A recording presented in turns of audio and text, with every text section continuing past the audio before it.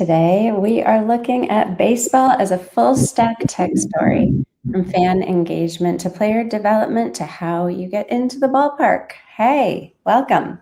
Hey, we're also going to hit 4 buckets: Adobe and Major League Baseball fan experiences, XR at bats, bat and biometrics tracking, and then regulations regarding stadium tech and payments. So welcome to More Insights and Strategy Game Time Tech Podcast. We're on episode 28 already. We've been at this for a while. I'm Robert Kramer, and joined, as always, my co-host Melanie Brue. And we're here to analyze some sports today. So quick disclaimer, then we'll get started. This show is for information and entertainment purposes only. While we'll discuss publicly traded companies on this show, its content should not be taken as investment advice, hopefully. So this sports technology vertical is really something lately, and we got a lot to talk about. So where should we start now? We've got MLB opening day coming up soon. You know, it's one of my favorite sports and one of my favorite times of the year when I get to watch both professional sports and my kids play. And this week has been just a crazy barrage of news for some reason, hasn't it been? Like, it's just been, I don't know what's going on in the world, that everybody just is like, everywhere I turn, there's a big announcement from somebody. But one of my favorites of the week was Adobe and MLB fan first experiences. Adobe just expanded their multi-year partnership with MLB to power fan first digital experiences across the league. They're using the central experience platform to unify fan data, ticketing, app usage, social into a single profile. So what that means is you get that real-time decisioning that lets MLB trigger these real-time offers based on who you are, what's happening at the game, contextual merchandise, concession offers after big moments. So bringing all of this kind of content supply chain and fan experience into the same realm. So I like that they treat this as a content supply chain because it's planning, creating, versioning assets for all 30 different clubs with their generative AI. It's not just buying more ads, but then there's also a fan element to this. So fans get access to legitimate MLB assets in Gen AI tools like Firefly to create their own team branded content, and they're not violating any MLB rules. And let me tell you something, MLB takes that seriously. Well, they should. And, so from their side, the point is to close the loop between engagement and revenue. So to know exactly which touch points, sell tickets, subs, the merchandise, et cetera. But this builds very strong first-party data positioning at the time when third-party data is getting less useful for precision marketing. This marketing they're able to do with the fans and that access to the data is a big deal. So the same identity and data rails that power personalization can now also support the biometric-based entry, the loyalty and the dynamic pricing. And the governance angle is a big deal too. So once you centralize this much behavioral components and the transactional data, the data governance and the privacy controls, this all becomes a strategy for the fans' experience itself. So it's exciting. I think what you said about kind of bringing it all together is super important, because right now, as we see that people are trying to kind of build their own tools and layer stacks on top of each other, when you have something that's really centralized and all of this data remains in one place, one, you have tighter controls over it and the brand assets, but then you also have tighter controls over all of the data that you have and what you can do with it. And so you're able to do more. Yep. There's a lot of really fun technology around players too. So we have XR at bats happening. Yeah. So when reality and Trajekt, sorry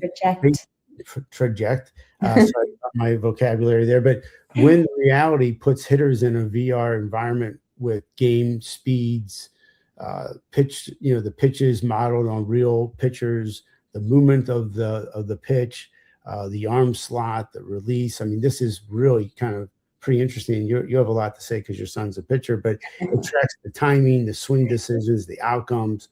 So you're logging, the cognitive skills like pitch recognition and swing selection not just the swing counts. And the value pitch is that the reps in VR transfer better to the real games, because the visual content and the pitch shapes feel more authentic, not just like a generic cage session.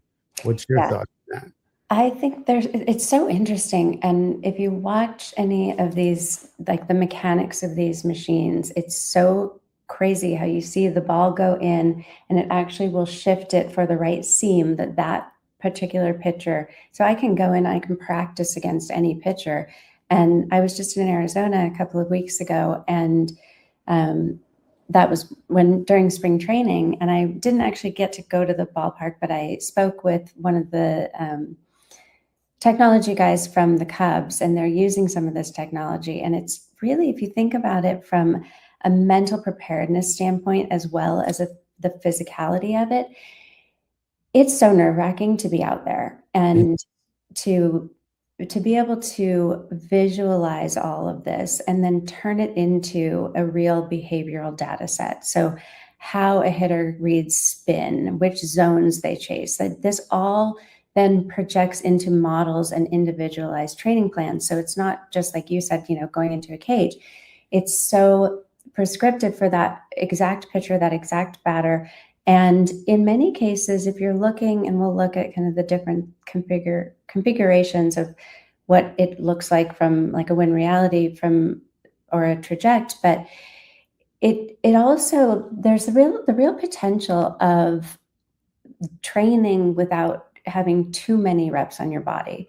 So there's only so many swings that a batter can take before they're tired and they're worn out and they risk injury. This simulates those environments, and so they don't have to guess at that. They can play it like they're playing it either with the headset reality, or they can actually swing a bat. So it cuts down on the number of reps needed to actually really understand what that pitch is coming at you. Yeah, I think it's really interesting because you can gain the confidence as a batter what the pitcher is going to do based upon what they're doing with their body and how they're actually, their ball movement and out of their hand, et cetera. I think it's absolutely a needed thing for, like you said, to not wear and tear on the body of the people that are actually getting the training, but understanding what they need to do when they're in the batter's box. But Trajekt is the physical counterpart. It's a programmable machine that recreates almost any major league pitch with the realistic spin and trajectory. So coaches can now script specific sequences, locations, pitch mixes from the upcoming matchup, and then track how the hitters should adapt. So when when you sync the machine to the video of the actual pitcher, you essentially can replicate a live at bat in a controlled setting. So it's some of the things that you've been saying, that it offers, exactly what the batter is looking for, but it doesn't the wear and tear, and it doesn't, it's not a half-baked environment. Yeah, I think the combination of those two, and many leagues use both. You put those together, you have sort of this hybrid system of VR for the cognitive reps, and then Trajekt for the physical reps. And then you have all the data behind that you can track over into a season. And there's so much you can track, right? I mean, if you look at this, it's amazing when you look back in time of that these games were all played with no technology at some point. It's kind of like, I remember my dad telling me something about skiing in leather boots. And this kind of reminds me of that. It's like, how baseball started to where it's come. It's like, it's so far.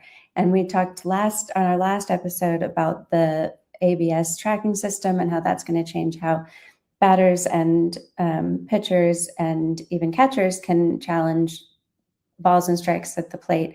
So this is just on top of that. So moving on to the bat biometrics and tracking. I think this is another place where this is just kind of, the technology has been there for a while with the cameras and sensors, but now the ability of the cameras has gotten so much better that now you can do this like kind of markerless bat and body tracking. So you're using camera and computer vision instead of sensors or markers to capture that full swing. And you get everything that you would get from having those markers, and I think probably more precise when you're looking at the number of images per second that they get. So you get bat speed, attack angle, contact point. Plus you get all of these like joint angles and things for sequencing. So you get this full biomechanical biometric profile for every swing, which I think is just, it's fascinating. Yeah. Well, so underneath it deepens, the learning models, and you're reconstructing 3D skeletons and bat paths from 2D footage. So it's calibrated against lab grade motion capture. So once you have got all this 3D data, we talk about how big data is, and this is more data that you can benchmark players, classify swing types, automatically flag inefficient movement patterns. So basically you're scaling across all these different levels with the standardized video. Cloud processing lets you now deploy from big league parks down to development complexes. All around the cycle of all this is definitely, like you talked about, the leather boots and skiing, and where baseball was, with, no technology, probably 20 years ago, to all of this, and to analyze everything that you can, from pitchers to batters to the ballparks, to allow you to get to where you can understand where a player is going to perform the best. Mm-hmm. I love this, that coaches can actually now A/B test players, not necessarily the player, but what the player is going to do, right? Like the cues, the drills, see what is actually improving their swing efficiency or their outcomes, instead of one, overworking them and risking injury, but also just guessing. A lot of this is like kind of guesswork, try this, try that. But they actually can make decisions based on data. And I think that's really interesting. And there, as we talk about the fact that there is so much data out there and there's so much technology, we're starting to see a shift in now having some regulation around that, which I think it's actually, when you think about F1 and what they've done with spending limits on cars and things, on how much they can spend on the technology, it makes a lot of sense. I didn't see this coming for baseball. Did you? I didn't, and I really like it because the parity's off, and so in the minors, tech turned into somewhat of an arms race. Some organizations had high-end cameras, tracking motion systems at every affiliate. Others had basically half of that, just standard video. So Major League Baseball is stepping into more of a standardized role here, which in-game tech is allowed and rolled out in a common baseline of systems across all minor league parks. So like I just mentioned with the parity, the goal is to equalize access to raw in-game data. So there's no advantage. So the advantage comes from how you actually interpret it and apply it, not who spent the most amount of money on hardware. And so security is more universal, and no matter what you deploy, whether it's the cameras, the tracking, the tablets, and the dugout, you can't separate the performance data from the data security anymore. So I think this is a big deal, because that's the problem in baseball, that it's not equal. Yeah, and you raise a really good point on the security, that once the league is at that point of approving and centralizing the vendors, the conversation also has to be had about how those systems store and secure and share data. So when you think about from a player data rights, this is sensitive information. You've got like performance, health signals, biomechanics, things that really, they can make or break careers. So that, who owns that data and how that's protected is really critical. And then that unified standard, where, and it doesn't matter what we're talking about, if it's like a motion capture rig or an AI system that analyzes the swings, you have to have that standard for security, retention, and access. And I think that this goes into what we will talk about next, which is the stadium tech and how fans encounter all of this. So far, what we've talked about is really about what the leagues and the players and the coaches are, how things are changing for them. But there's quite a bit that's changing in the stadium as well. And we've both been to stadiums where they have the go-ahead entry. And if you've never been to one, for anyone who's watching who hasn't been, it lets fans walk through this dedicated line where facial recognition validates the tickets automatically. So you enroll with just a quick selfie on the team, league, or app, whatever they're using. It varies from park to park, but it gets converted into basically a token. So it gets converted into a numerical template, and that's linked to your account. So from a fan standpoint, it does solve a lot of friction, the shorter lines. I think that may not always be the case because as people get more comfortable with it, but certainly there have been parks that I've been to where it is a straight walk through, and there are people waiting in long lines because people aren't quite so sure of it yet. But because people start to understand the security around it, and maybe just sometimes it just takes time for adoption because people will feel safer. But it gets that kind of shorter lines, no fumbling for the barcodes and all of that, and it doesn't require scanning these separate tickets. The one trade-off is if I go in with 4 people, every person has to have registered. I can't have 4 tickets on my phone and scan. Here's 1, here's 2, here's 3, here's 4. That's usually I'm usually in charge of those things for my kids. And when we have to go through, Clear has a similar thing where you pre-register with Clear and you go through. Last week when we went to the Warriors-Lakers game, I had my son with me and I walked through, and then he's like, what do I do? I had sent it to him in advance, but he didn't download it. So you have to kind of get used to that being a new muscle memory for your park entry. I mean, I think this is technology at its best for a stadium and watching sporting, because you get a chance to not wait in a long line if it's working properly and then get back to your seat. And it's done with less resources from the stadium standpoint to actually, to resource that specific area. But technically, it's computer vision plus secure tokenization on top of the ticketing and identity platforms, the leads that they already run. So because it's tied to your account, like you said, in theory, it can link to loyalty, also to seeding, spend patterns if teams architect it that way, so you can understand, those buying patterns, and you can even capture where people are, most, and which ones they're going to. So how you stock that, that specific area. But what you're dealing with is the biometrics. So consent, data minimization, and clear retention policies are non-negotiable. So the privacy of this is also a big deal from that perspective.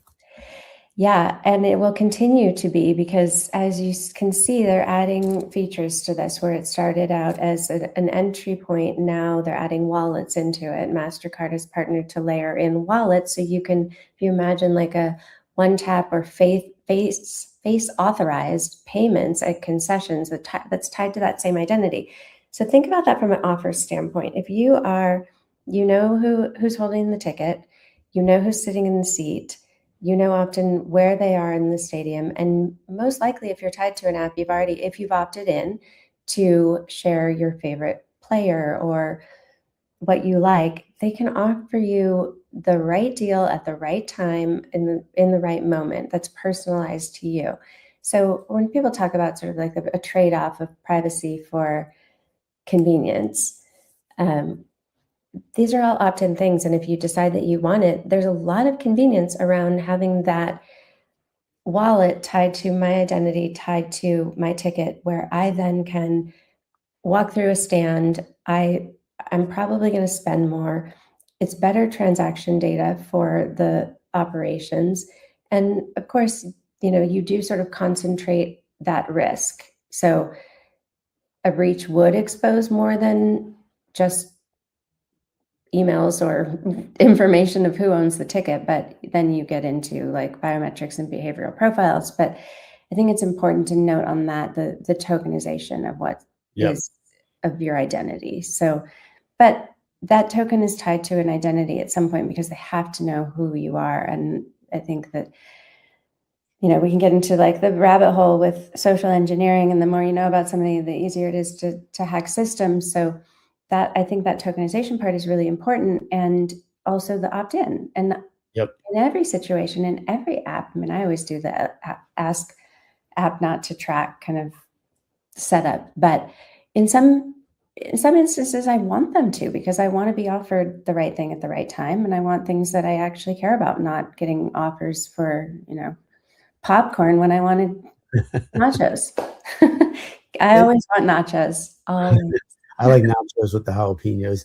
Yes. It's interesting. I'm going to talk a little bit about security posture, but when I was growing up as a teenager, I was in St. Louis and as a Cardinal fan, at the fifth inning would start and they'd open the gates for everybody to come out. We'd go in, so, and no phones, no tracking, no Yeah.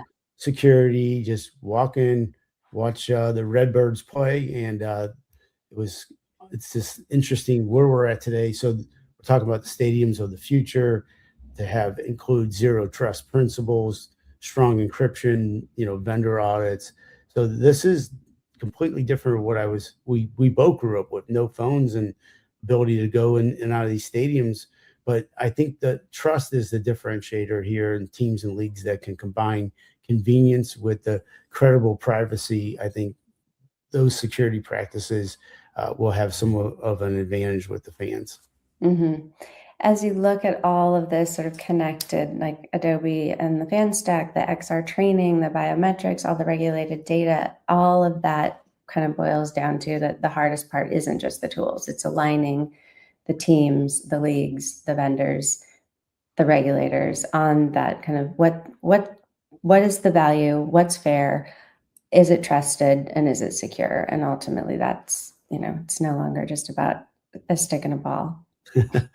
It used to be. So for anyone in tech, the takeaway is that the same questions you're asking about data, AI, and privacy, they're showing up in sports. They're showing up here, just like more hot dogs and home runs. So and nachos.